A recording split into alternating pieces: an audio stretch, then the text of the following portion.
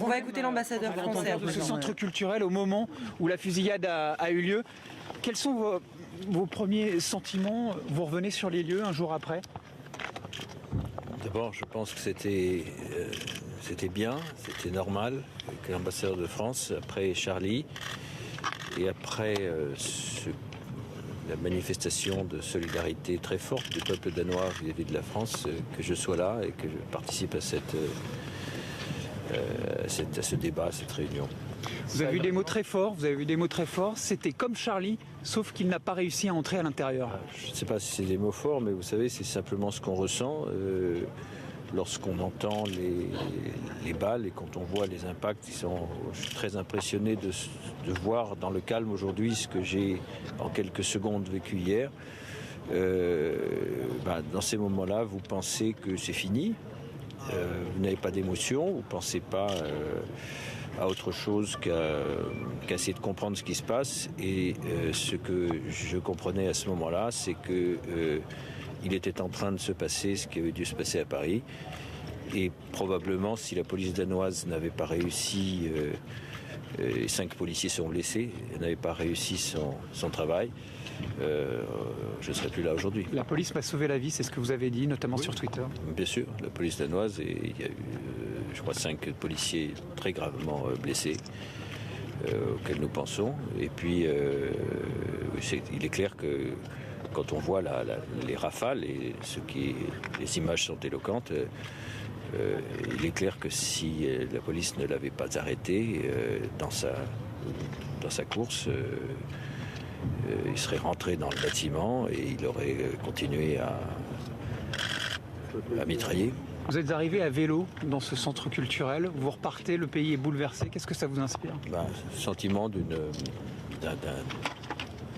d'un basculement d'un monde sur un autre, avec une forme d'insouciance qui était la marque de fabrique, qui doit le rester d'ailleurs de ce pays, et qui n'est pas pour rien le plus heureux du monde.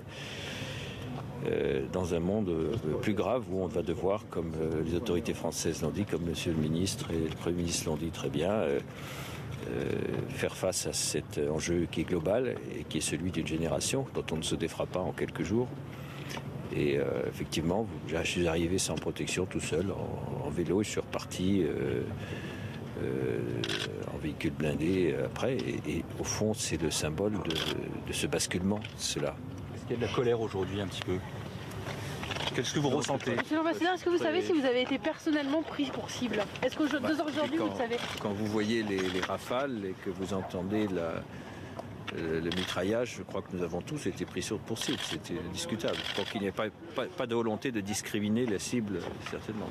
Mais je suis très heureux que le ministre soit là pour nous apporter son soutien. Merci Monsieur Zemmour, merci Monsieur l'ambassadeur.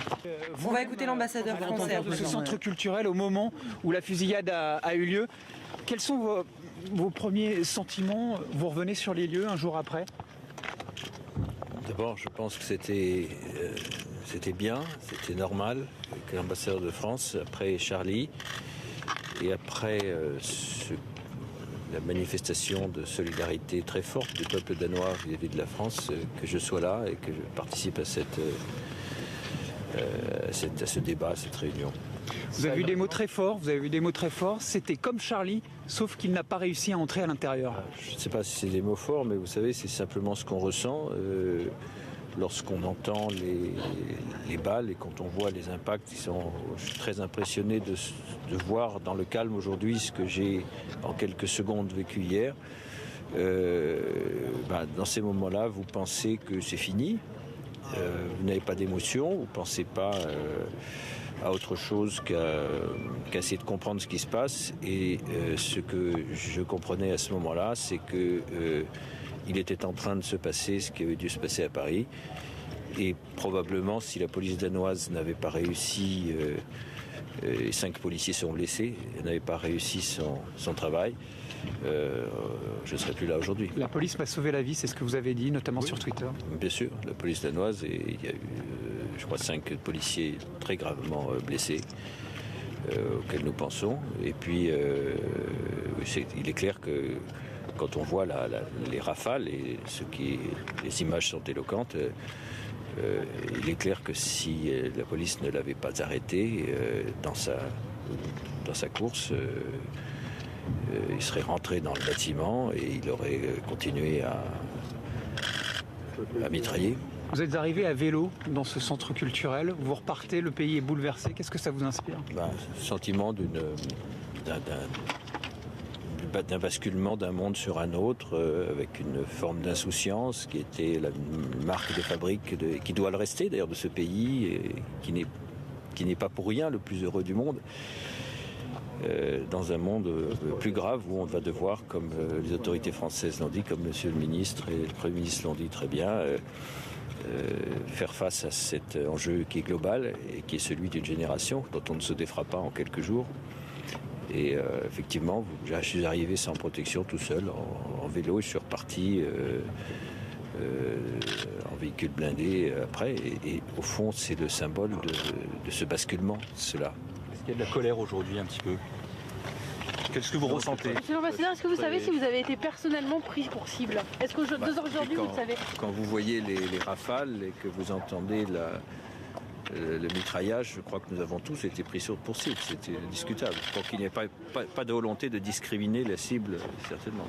Mais je suis très heureux que le ministre soit là pour nous apporter son soutien. Merci, monsieur Zemmour. Merci, monsieur l'ambassadeur.